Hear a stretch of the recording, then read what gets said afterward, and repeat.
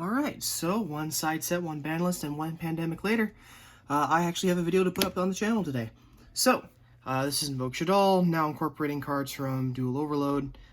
Those cards have actually been really important to changing, well, I guess the deck's not changed at all, but the deck is a little bit different in how it operates, so I wanted to go over some of the stuff that matters in the profile. So, let's go right into it. 3 copies of Alistair, like, this should not be a shock to anybody.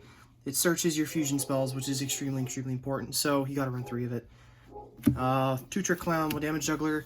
I almost wanted to bump this up to 2 and then play 1 less Trick Clown, but I decided that because I wanted to have the Trick Clown in the hand to be able to, oh goodness, what's it called? Chain block my opponent from being able to respond to my Construct and Squamatas and Wendy's.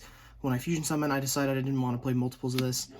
The same vein, I don't want to play 3 Trick Clown because I want to have this in the deck so I can Foolish Burial this and then Search a Light, which can be really nice because I'm not running the Chaos, so don't really need it. And then the only hand trap in the deck is 3 copies of Nibiru. It's a Super Poly target when you're going second because you can just summon a Shaddoll, then go Super Poly into this, making Construct, or you can just go regular Alistair and make Mechaba with it. It's also Field Nuke. The only bad thing about this card is that it doesn't leave Shaddoll Fusion open to resolve most of the time because you're getting rid of all their extra deck monsters. But that's really not... It's basically negligible because it just does not come up enough.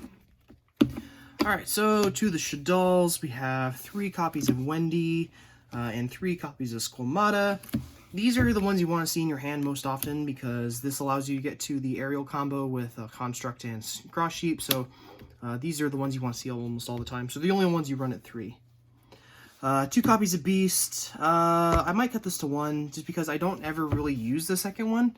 The only time it ever comes up is when I go, is like in the mirror match when you go Shaddoll Fusion into Wenda and then you can dump this, or you can make Construct with Shaddoll Fusion or Eldol Fusion, dump this instead of Wendy so you don't have to worry about the Wenda.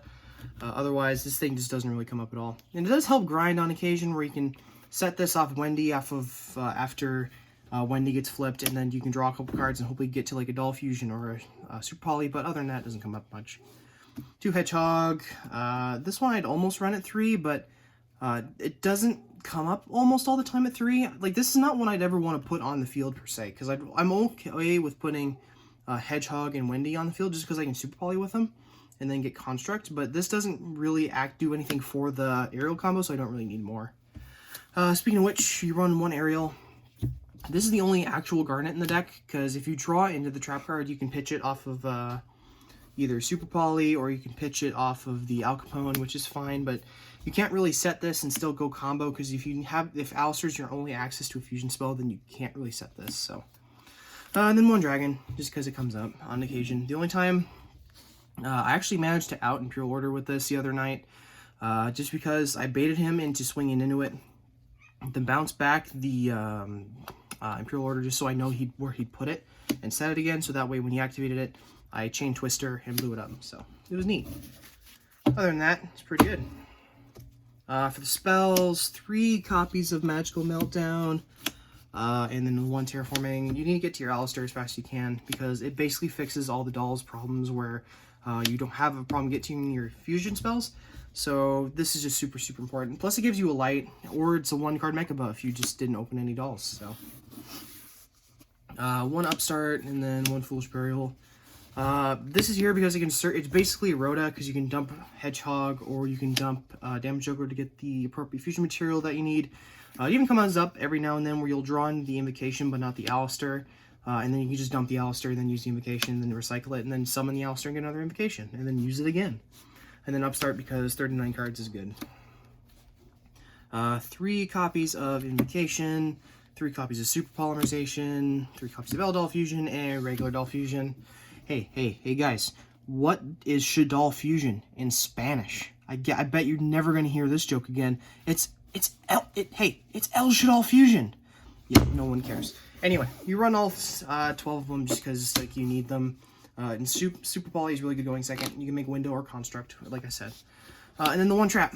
Like, this is the only thing you can draw into because you can pitch it off of the Al Capone or something, and then you can still get the Effect Engrave. It does come up where you actually want to keep it in your hand, like against like I don't know, random stuff like Guru Control or Geists on occasion, but yeah. For the extra deck, it's basically not changed except for one card. 2 Construct, 1 Al Capone. I love this thing. I low-key love this more than Construct, but Construct is just, like, unfortunately, it's just better. But I love this thing, because I can make, it turns off weird garbage, like, I don't, like Winda, it turns off Winda, it turns off Mystic Mine if your opponent has a card, like, against combo, you can just turn off a negate. And also chain blocks all your stuff when you fusion summon it, so it's just really, really sweet. 2 Winda. I almost want to put this to 3, but I don't see enough mirrors online to put it at 3, so yeah, it's pretty good. 1 Mechaba, 1 Caliga, 1 Purgatrio. So okay, I have a weird thing with Caliga and Mechaba. Every time I cut Caliga for Mechaba, I always miss having the Caliga because you can go into it halfway through the combo and then make Cross-Sheep linking this off, and then when you go Winda, you can special summon it. But every time I do that, I always end up having the hand to go into the combo. But every time I have only 1 Mechaba, I never have the hand to go into the Caliga combo, which really sucks. But anyway, I'm probably going to continue playing this at 1, because not only can you combo with it, but you can actually normal summon Alistair and then super poly away Winda with this. So it's really nice. And then Purgatrio, just, it snatches up games out of nowhere. Like, if your opponent, like, in late game, okay, so online, I had a really weird match where I was losing against, like, Trap Monster deck. I'm not talking about Paleo. I'm talking about, like, Tiki Soul, Tiki whatever the fuck, and then, like, what was the thing? It was basically like Time Thief Redoer Turbo, and then it was, like, control-based. And then, like, he would blow me out with weird cards that allowed me to blew up my stuff every time I swung into it. So I went Al Capone into the, because we're in Master Rule 5, I'm doing that now. I went Al Capone, target his thing that stops me from basically killing him. Then he went, oh god, what was it? I don't know. There's this one card that allows him to stop the targeting of my stuff, but negates effects, or for some reason, I don't remember the name. It was like fucking, it's a traffic, no one cares. And then you can go like Purgatrio, like just clear the board for like 18k damage. Like, you'd be shocked how often this comes up just to pull a game out of its ass, just so you can get like a free win. Like, this thing is insane. I would never cut this. And then for the links, 1 Boral Sword, 1 Alistair Link. This thing is dumb, dude. Like, it allows you to get access to, like, the whole Alistair package, even if you don't have Alistair, just because it searches Invocation on its own, and it's a name in the grave. The only thing I wish this thing did was that it was an Alistair in the graveyard, or in the Banish Zone, but that would probably be a little bit silly, just be able to loop this with Invocation, and then just never need an Alistair at all. Like, that'd be kind of silly, but that's not the case, so, you know, balance is fine. Anyway, this thing is dumb. It allows you to make Caliga, Mechaba, Winda, and if I had Appaloosa, you can make it with this too. It's just so good.